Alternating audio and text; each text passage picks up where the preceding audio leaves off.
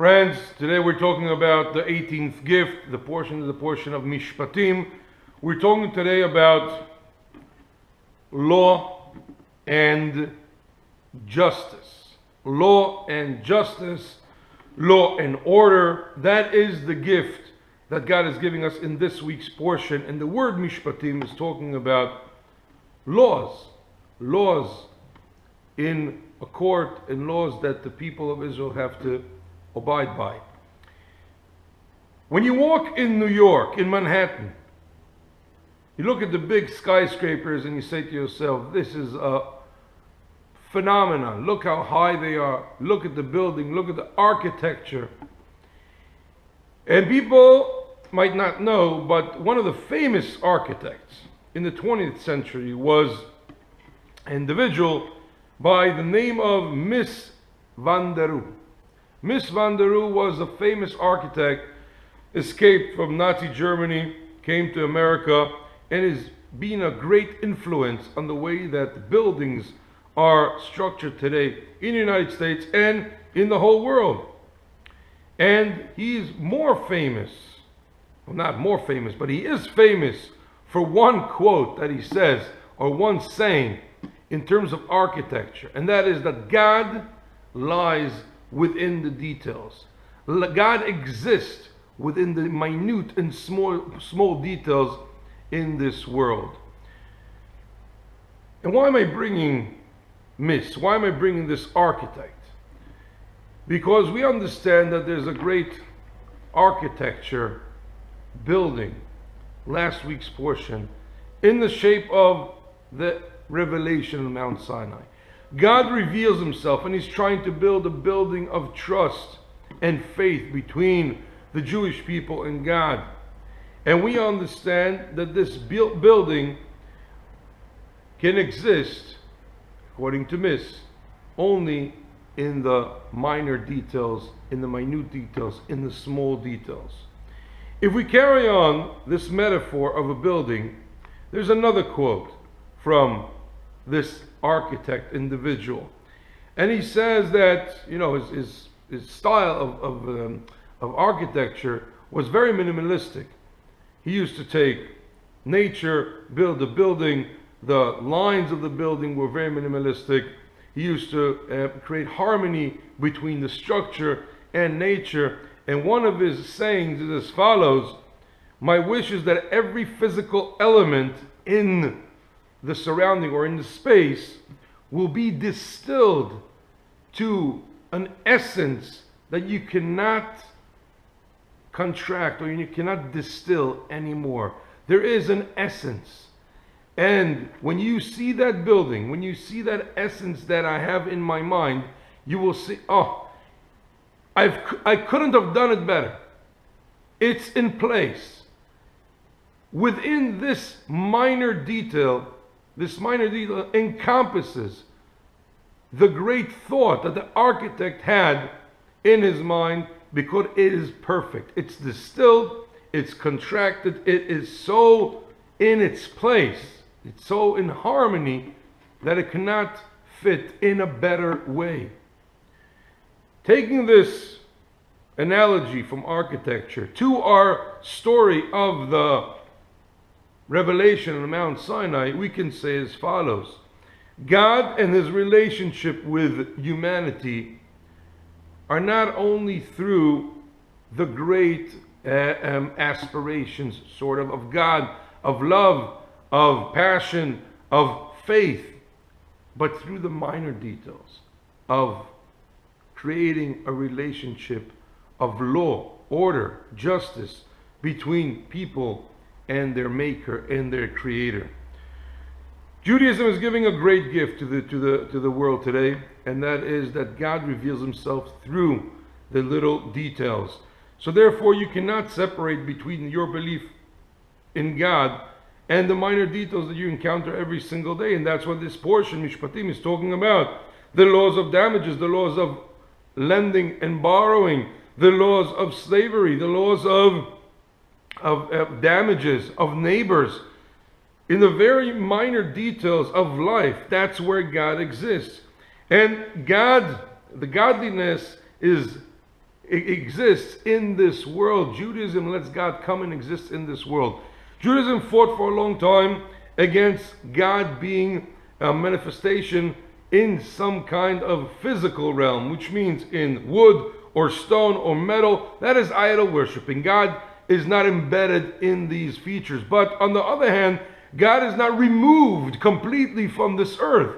God is not in the heaven and in the sky, because he reveals himself here in this world. We do not separate God and this world. Obviously, other religions had other thoughts, which we won't get into in length, but just to give a small example, Christianity, and we know the famous Paul, which he said that, that's why, he said it in the letter to the Romans, that's why we understand that with faith a person can thrive without the actions written in the scripture.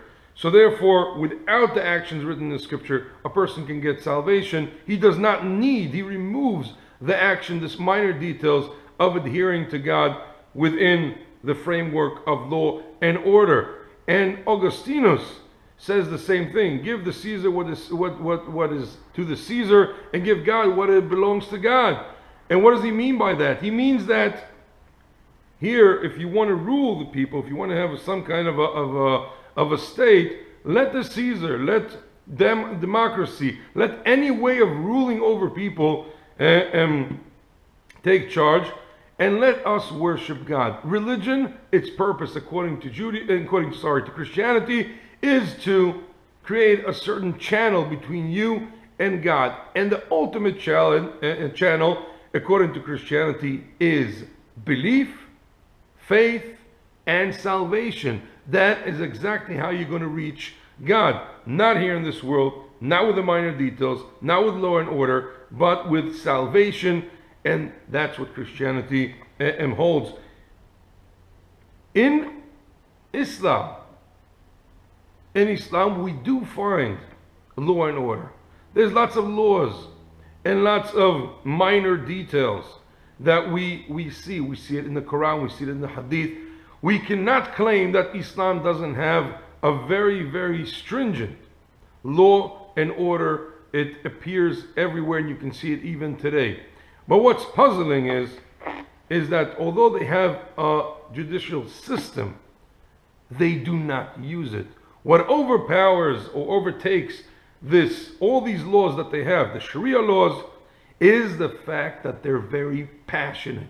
Passion overrides the law. And how do we see that? Take, for example, Saudi Arabia. Saudi Arabia, in terms of the Sharia law, a person that steals, they can cut off his hand. Well, according to their law, that is sort of fine. Or a person that commits adultery, according to the Sharia law, must be stoned to death. There is law, there is order, but it's not put in place. What do I mean by that? Passion overtakes law. Is there any witnesses? Are there any judges? Do you see any kind of judiciary system? When you hear of a person that's been burnt alive by ISIS, was there any court? Was there any witnesses? Was there any crime committed? Was there any fair trial? Was the system put in place? Were those laws really adhered to? Or did passion overtake everything? And that is a great question. And we see that passion on the Islamic side overtakes and overrides law and order. And we see that faith and love that appears on the Christian sides basically makes law and order non-existent. They create a God that you can look for him within love, within compassion, within salvation, or you can adhere to God by creating acts of great passion, of great war, of great jihad. Why is that? These two aspects, love, compassion, and faith, and great passion on the Islamic side, don't deal with life. They deal with death. In a world that there is no life, only souls and spirits, only a world to come, only a reward not in this world, there we need salvation. Or there we need great passion. But the interaction with this world is less dominant. The interaction with this world is less likely to happen. All other religions do not fear death, but they fear life. Judaism comes with a great gift. Judaism fears death. It does not like death. It impurifies.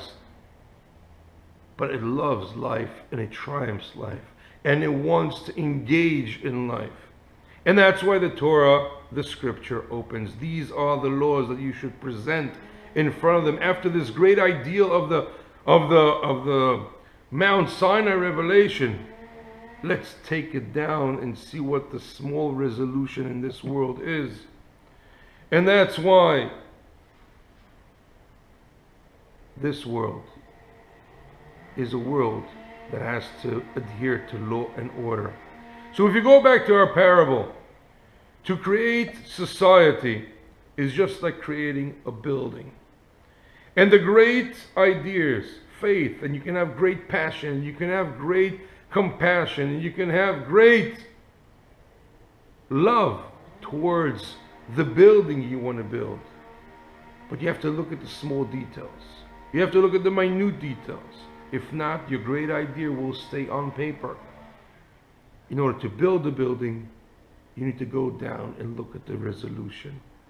These are the small, minute details that you should put in front of them, says God to Moses, in order that I, the Lord your God, can dwell in their midst, and they could discover me, not in the afterlife, but in this world. In this world, through small and minor detail, through law and order.